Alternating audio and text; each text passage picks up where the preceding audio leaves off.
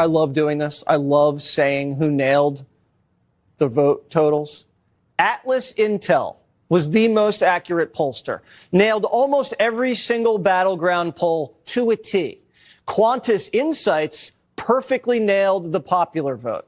All right? Those are the two you got to look to next election. Thank you, Jesse Waters, the host of Jesse Waters Primetime. That was a shout out he gave us the evening after the election. Once everybody had a chance to look at the returns and the finishes in some of the states, he recognized, or him and his staff recognized, Quantus Insights popping up a lot in the aggregators as being accurate, and he was right. And we were happy to be there. We had a great time this year, and we look forward to many more. This is our first post-election video. We released one just days before the election, revealing our models and our projections. As you can see here, we've been pretty steady here. September 1st, when we reintroduced the models after Biden departed from the race and Kamala Harris entered the race, and we kept steady with our models, showing just an all-out favorable environment for Trump. This was an anti-incumbent environment. There was a lot of indicators pointing to that from the economic side, especially on the microeconomic side. You look at the Gallup Party partisan affiliation, it looked like a pro-Republican environment, which is all the signals of a change election. Then we look at how much the election swung from 2020. It's about 6 points is what we're looking at. Again, another signal of a change election or a swing election. And then, of course, the old adage, the rule is, when an incumbent gets defeated and the opponent wins, he brings an additional state to the White House. Biden did it with Arizona and Georgia. Trump did it with Nevada. He recaptured the Rust Belt, etc. So this was really just not a lot of surprises for guys who've been following us on Twitter. Some of the videos, I was on Barris a couple times. I was on Barris the day of the election. We had the states falling off the early returns, pretty much what my models said. We had Trump winning Arizona by 68%, Georgia 66%, Nevada 72%. Each preceding victory by a certain margin increased the odds of the following state. That's why Nevada and my models is how my models fell. This is why North Carolina was at 72%. We had Trump winning Nevada outright. Of course, that turned out to be larger than my models predicted. And then Michigan was pretty much Tulsa, 50-50. Trump won it by maybe a point. We'll go back and look. And then, there's really no surprises. He won Wisconsin, Pennsylvania, relatively, easy as far as Rust Belts go, even though the Rust Belts were tighter than the national popular vote. I know a lot of people are getting wrapped around the relative bias, but as I said in one of my videos, and I said on Barris's show as well, that there's a certain thing called top-out. What I mean by top-out is the electorate is only capable of doing so much. I know a lot of people want to just simply add the relative bias on top of Trump's national popular vote finish and say, hey, based on the relative bias, Trump will get 53% of the vote in Pennsylvania. That's not quite how it works. The electorate's only capable of doing what it can. It can only bend so much. It can only support so much. So it doesn't surprise me if the relative bias evened out and topped out right around where the scores we show. But if we get into the polling, so obviously a pat on the back here is that, Quantus Insights did very well. This was our first year in polling. We've been, messing with and producing and sharing our forecast models. We did it in 2020, did it during the midterms, and we obviously did it again this year. A lot of things have changed for Quantus. We've been acquired. We are now a full-fledged business and a polling firm and a consulting firm. We expected to do well in 2024. I had full confidence in what we were finding, our methodologies, our framework, some of the methods that we use and how we weight and how we project the most likely electorate. There was just so many indicators pointing to a favorable environment for Trump, or just call it candidate B, meaning the opponent. It was just a favorable environment. It was not a good environment for an incumbent or an incumbent party candidate. There was a lot of blindness, or I would just call it bias, in our industry vanguards that seemed to just not pick up on it. You had Nate Silver and these guys with 50-50 models. This wasn't a 50-50 race. And I'm not saying that from a position of hindsight and dunking on anyone. As you can see here, it's been pretty consistent with our models. Starting September 1st, we had Trump at 61%. It did get tight. It got tight in September. But again, it started opening back up in October, and at the end, we had Trump with a 65% chance of victory. It just didn't seem to be. Now, that's not a slam dunk at 65%. A lot of things can happen with it when you give an opponent or you give another candidate 35 or 40% of the probabilities. But our Concordia model was very consistent throughout this race, showing that it's a lean Trump environment. So, again, no surprises on our part. We're going to jump in here, though. So we have the national popular vote. Now, this is the current results. We still have some outstanding votes coming in from California, Oregon, Washington. I think there's a few left in Arizona. There's just, some 80s and 91s. But California is obviously the most important state because it's such a large state, and there's still millions out. So we expect Trump's national popular vote top line to be around 50%, maybe 49.9, somewhere around that neighborhood. And Harris will be around 48.3, 48.4 when it's all said and done. I think that leaves about 1.6, 1.7 over for third-party candidates. A lot of pollsters, some of the narrative was that there was this concern that pollsters were afraid of getting labeled or missing the Trump vote again. And it was a good argument. Maybe the pollsters had weighted perfectly and they got Trump's support right this time. I mean, you can see his finish here is at 48.6. And there's a good argument because Trump, he never finished more than 46.9. So his polls were up at 47s and 48s. So maybe the pollsters got it right. And they got Trump where he's going to be. And if you run electorate models or based off demographics, it does seem that Trump tops out in the 48s. But then there was also the argument that, well, if they are nailing Trump, they may be, undersampling Harris, underreporting Harris's actual support. And that likewise could have been a good argument because a Democrat candidate's very capable of popping 50% in the national popular vote. Just a few things have to kind of break their way, and they're at 50%, no problem. Where a Republican struggles, to get beyond the 48s. I mean, you go back and look at McCain all the way up until, Trump 2020, McCain, Romney, Trump 2016, Trump 2020. I think their average national popular vote finishes call it 46.5, 46.7, something like that on average. So there's an argument to be made that the Republicans just demographically, they're not competitive in these national presidential races. Well, that turned out not to be the case. Trump outperformed his polls yet again by 2 points, and it looks like Harris will probably fall right on top of her or within, let's just say within in a very tight range of where the aggregates projected her. You can go look at DDHQ and 538. I believe they had her in the low 48s, where RCP has her at 48.7. You go back and look at our models. We had Harris finishing at 48.4, so our last update here was on November 2nd, and we had Harris's top line finish at 48.4. These are our combined election models. And I think we're going to fall right on top of that.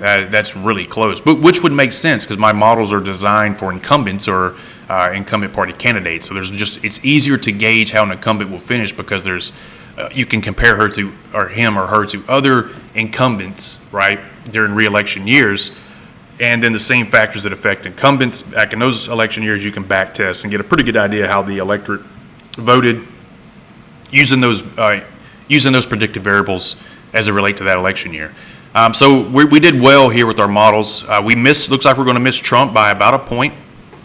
We have him finishing at 48.8. Obviously, I didn't add the 2-point miss because I can't project that. I can surmise, I can speculate, but we played it safe and just said, hey, this is what the models are showing. But a 2-point error rate puts us right at 49.8, 49.9, and that's exactly where Trump is going to finish, somewhere around 49 to 50%. So we did pretty well with our models. There's been no complaints with my models. I don't have much criticism. There's a few things we probably did. We probably overweighted the third-party support. If I could go back and make one critique, and we're going to go back and look at this, I probably weighted third parties a little too much for this election year. I should have stayed with what has been the average this century, and a little too much credit with voter dissatisfaction. And I say that because both candidates had relatively low approval ratings, lowish approval ratings than what you would typically see with a dominant candidate, and that tends to signal if you have low favorabilities for two candidates going in, then you're going to have a larger third-party support. Well, it turns out the polls were wrong, And Trump probably didn't have a 47% approval rating. He probably had something closer to 50% approval rating or a favorability rating. And that's why he's finishing around 50%. So again, you got to take that polling error into account, and it'll get you right back where lining up with reality. So here is our final poll for the election cycle. This was October 27th to 30th, and we had 1,832 likely voters. These are our crosstabs. We did pretty well. I mean, I think we nailed the 57-41% white support, which is exactly where it fell. We might have been a couple of points off for the the African American vote. Maybe it's more like 14%, but we had it around 17%. We tended to consistently get about 16 to 17% of the support, especially among African American men. They were voting for Trump in the high 20s and 30s, and it really increased the score there. We'll see what the final tally is. It could be 17%. I don't know. It may be lower. We'll see. The Hispanic vote, I believe some of the exit polling at CNN had Trump at 46% of the Hispanic vote.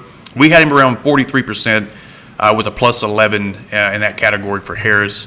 And then Asian other was 10% for Harris. So we're pretty close. This looks a lot like the exit polling. We were able to successfully get this voter sentiment, weight carefully and accordingly, especially weighting by region and education really helped us find some of the voter sentiment that maybe some of these other pollsters perhaps were missing. It looks like we're going to nail the gender vote as well.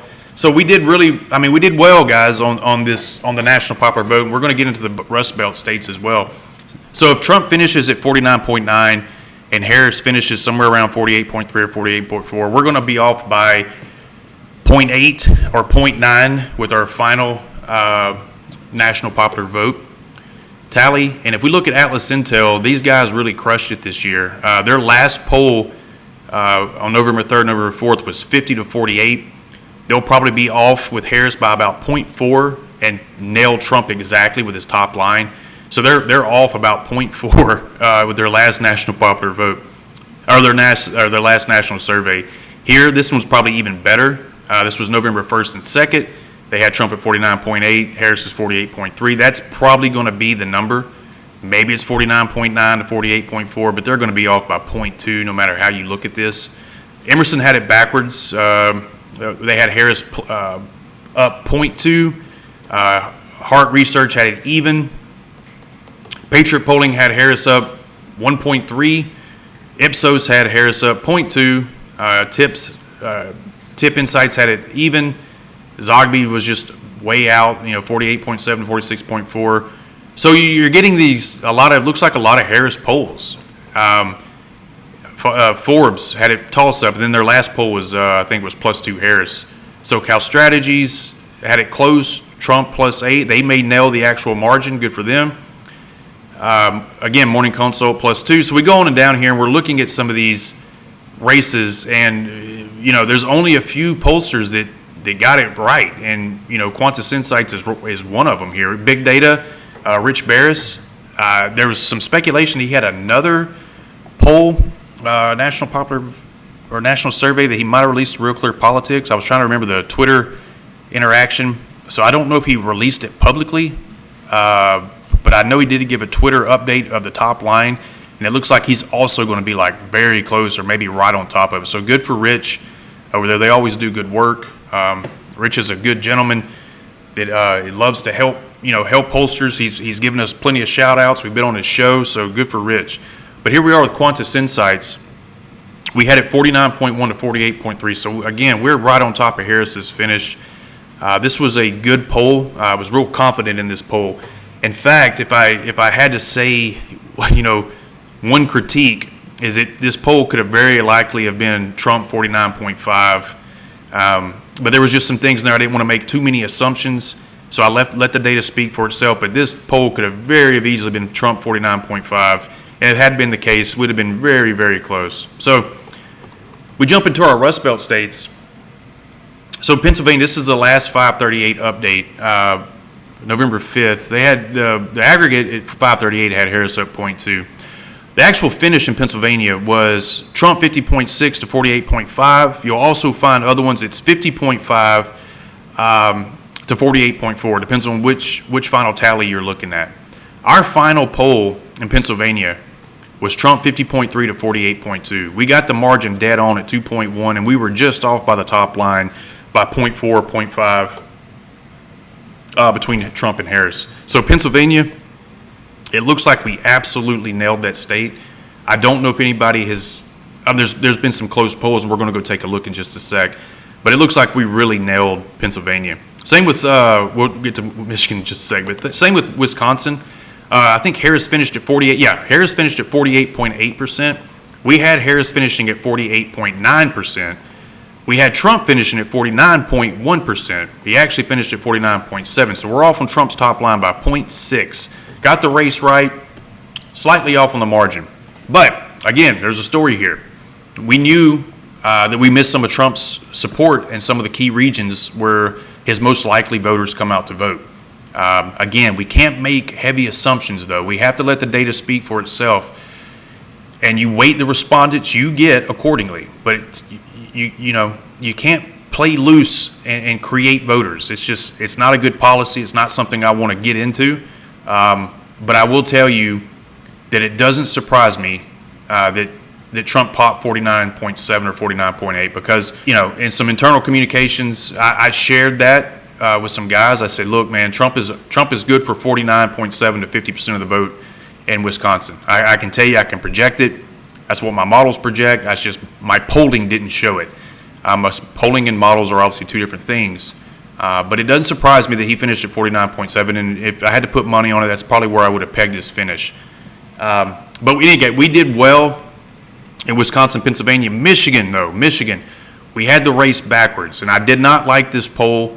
I wanted to poll it again. I didn't have time to poll it, though. We were towards the end, October 26 and 28. I desperately wished we would have polled it again, but again, no time. We had Harris winning 49.2 to Trump 48.5. The actual margin was Trump 49.7, Harris 48.3. So basically almost a complete opposite flip there. But well within the margin of error. It was about a 1.2 difference. And I had no confidence in this poll. There were some weighting issues. In hindsight, we didn't weight enough for some regions. We had, there were some heavy Detroit respondents. There was just some things with the sample that I had to work through. And I had to, be as accurate as I could with a sample that was heavily skewed in areas. And it was just a lot to work with, but you learn. There were some things there. I've gone back and looked at the raw data since, and there were some things I could have done differently, and I wish I had. But in any case, it is what it is. You don't get them all. We missed Michigan, but we only missed it by a little bit. But as far as Wisconsin and Pennsylvania, we nailed it. And then for our entire Rust Belt polling, we had an error rate of 0.6%. That's going to be hard to beat for any pollster out there. Maybe Atlas Intel beats us in that regard. I know Rasmussen had a good year as well, but as far as Rust Belt polling, we're up there at the top. And it's just a testament to the homework that we did and the preparation and building these wonderful turnout models and running models alongside these states to figure out what the most likely electorate would be. And it turned out well for us. So we're going to look here in Pennsylvania. We're going to stay on our DDHQ here. So the last handful of polls out of Pennsylvania, Atlas Intel again, they're close. I mean, they had it +1. That's a really good poll. It's not quite as close as ours, but we're kind of splitting hairs at this point. Atlas Intel again, 49.6 to 47.8. Some of the margins are good. You have a lot of +1 margins when a lot of people were accusing pollsters of hurting. It wasn't hurting, and they can say that perhaps, but they don't poll either. I mean, there's a lot of feedback about that. The races were tight in these states, as I explained about the relative bias not being as big of a factor because of the top-out theory. This was a close race in these states, and that's exactly how it materialized. SoCal got it backwards here. They had Harris up 49.7 to Trump 48.2, and then Democracy has a +5. Echelon Heights has a +6. So the polling was all over the place. We have +4s and +2s, and we keep going all down.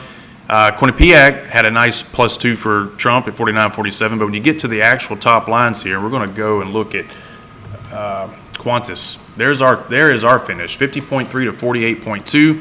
We polled it earlier in the summer, just a small little poll. This was our very first poll we ever conducted. We had 500 RV registered voters.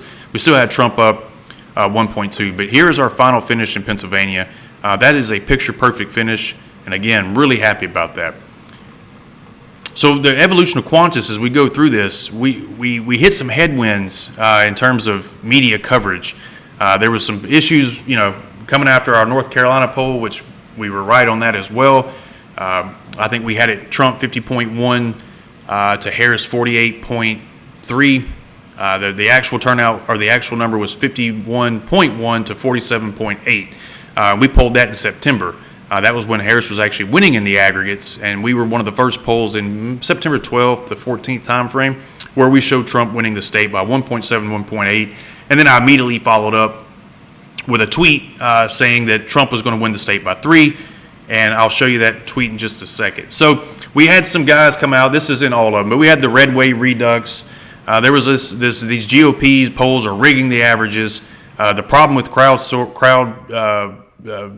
new online polls from Nick Cohen at the New York Times. He took his time to mention Quantus, saying that we were probably untrustworthy. There was no reason to believe that we would be correct because he referenced Morning Consult. He uses online paneling polls, which we do, and we're gonna use mixed mode starting next year. But as of right now, we use online polling, but we have methods in which to make that accurate, using voter files, running regression analysis on the states that we're polling. There's a lot of things we can do to help us adjust and make good calls and a good weighting to weight effectively on the raw samples that we're getting. So again, Nate Silver had some comments and had some opinions. A lot of people had opinions about Quantus Insights because we were new, we were popping up in the aggregates. We were showing Trump ahead often, except in Michigan. We had Trump within 1 point in Virginia. That turned out not to be correct, but it is what it is. The sample was good for Trump. Maybe that was a curse.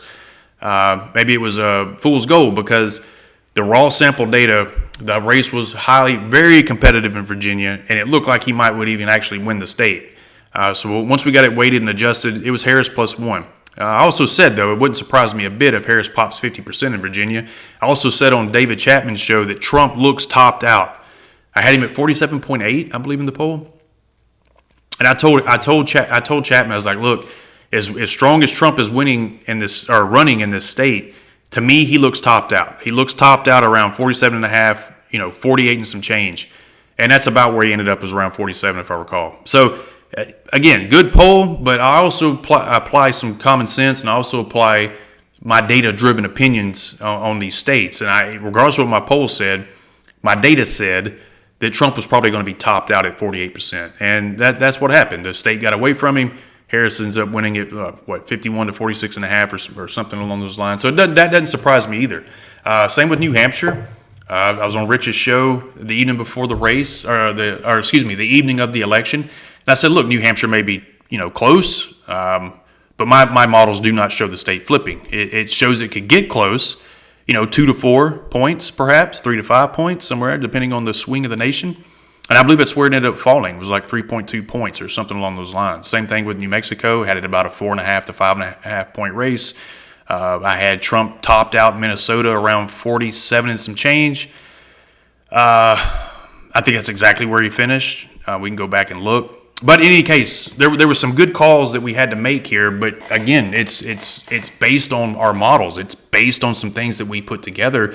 And trust our framework. It's not like Nate Silver's model and I don't know if anybody runs models quite like us. I'm not saying we have all the secrets and we're the best in the industry, but we do trust our process. And we were pretty accurate in pretty much every call in every state we made across, going back to the beginning of the year. I mean, we predicted 312 electoral college votes. We even predict some of the margins in some of these states and was absurdly accurate on a lot of them. So anyway, this is a little bit of vindication here. These are only a few of the headlines that they were writing about us. And now, we're going to be at the top of the chart when they release the most accurate pollsters. And I'm going to have fun. I'm going to have fun reading that. And Quantus will be they're going to have to deal with Quantus Insights, I guess. But it's our job to stay, on point. We made a good splash this year. I do not think we got lucky. I do not think we won the lottery. I expected to do well. Now it's just trusting that process, keeping to the framework, and staying here, and just keep putting out good work. The models vindicated themselves. It's just a new. There will be a new environment, in the midterms of 2026, as well as the presidential years of 2028, and we just have to adjust accordingly and let our models do what they do. So we're going to go back here. We're going to look at the North Carolina poll. We're going to use my Twitter account to do this because I posted this. Okay, so here we are. This was me retweeting a post I made September 13th when I was sharing the North Carolina poll that I dropped. So the poll, if I would have weighted correctly, you learn after every poll. This is our first cycle. There were some mistakes made, but again, I didn't want to make assumptions about the raw data. I let the data speak for itself. But I went back and re-weighted it after I released it, and I said, "Look, this is what North Carolina is going to be." And I wrote it here in this post. And the actual results were 51.1 to 47.7. So I would have nailed this North Carolina within 1/10 of a point of their both top lines. And I went in to explain what the deal was with some of the weighting. I missed some of Trump's voters in the West and the Southeast area.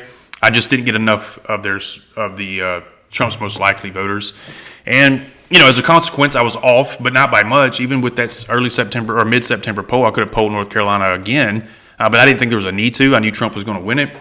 And like I said, our finish was 50 to 48.2 or 50 to 48.3. So even then, in mid-September, we got a lot closer to North Carolina than most people that was polling that state.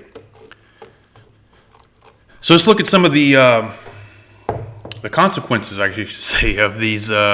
Of this Trump victory here. What we had was Trump coming back, since the first time since Grover Cleveland, and he's flipping the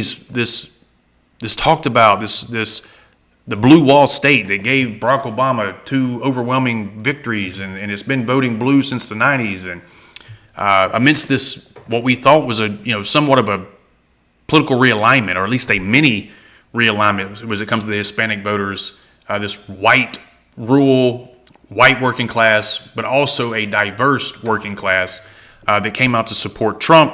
Added, basically, they didn't come out of nowhere. They've been adding on to Trump since 2016. So what we have here is in Nevada, 2000 and 2004, we have George W. Bush winning those states, and for 20 years, Nevada seemed to be out of pocket. It has been trending right. Again, if you follow me on Twitter and in the past, I said that Nevada looked like a lean state this year, just looked flat out leaning for Trump. And that's what it turned out to be. Trump wins it in 2024. But in 2016, Trump wins Pennsylvania, Michigan, and Wisconsin. So he penetrates the blue wall, takes the election away from Hillary Clinton. And then 2020, Biden flips it back. And then in 2024, Trump flips it back. So Trump this back-to-back-to-back flips, Trump's 2 out of 3 on these. Since 2016, and what seemed to be completely off limits to Republican candidates. You go back and look at Bush Jr. in 2004. He didn't win them. Kerry won them. Of course, Obama won them in 08 and 12, and he won them pretty heavily. And then along comes Trump in 2016. He wins them. 2020 did what it did with a record turnout and 81 million votes for Biden, and he barely wins them. And then Trump comes back in 2024 and wins them. So this is kind of a big deal. It seems to be uniquely historical to Trump, and rightfully so, because in the modern era, there doesn't seem to be another candidate that's done what Trump has done in terms of pretty much transforming the Republican Party identity, adding this larger demographic base to the Republican Party built around class economics, this rural working class, certainly white males, but Hispanic males, African American males, even the white educated vote moved to Trump by a few points this year over 2020. So what we had was just this swing to Trump, and he was given a pretty resounding victory in terms of, 2020 Biden wins with 51.4% of the vote, and Trump was with 46.9% of the vote, and Biden got 81 million votes. So now we're getting somewhat of a normal turnout, and it's Trump with 50%. So it's just a big swing, and not only that, it's just a historical benchmark, especially in the 20s of our 21st century. I think we've been slightly overdue for some sort of a realignment. We've been living under the FDR paradigm. They talk about the Reagan Revolution. It wasn't a revolution. It might have been a revolution within the Republican Party, but the FDR paradigm, the FDR administrative state was strong. It was just a change of management. Nothing had really changed. The FDR legacy is still here, and it's going strong. But now you see Trump coming in and adding to a coalition based on a different set of ideas than what you remember from the Republicans in the 80s and the 90s and the 2000s. Trump is kind of ushering this whole new era of politics, and it's very different from what it was a generation ago or more as it relates to the Republican Party. And now we've got this diverse camp. We got policies that very Pat Buchanan-like, very 20th century in terms of maybe the nationalism, the populism of that era has made its way back here in the 20s of the 21st century. So it's unique, it's interesting. We'll see where these next 4 years go. All right, guys, hope you enjoyed the video. I will be back with some more. We're going to do some deep dives into some additional looksies, and we're going to wait for these tallies to come through and finish. We got some more work. We're going to put together some of our polling out of the Rust Belt states specifically. We're going to drill in a little bit on that. And then we're going to talk about some of this Trump movement in the cabinets and possibly what that means as these next 6 months, and certainly Trump's first year in office. All right, guys, until next time, bye.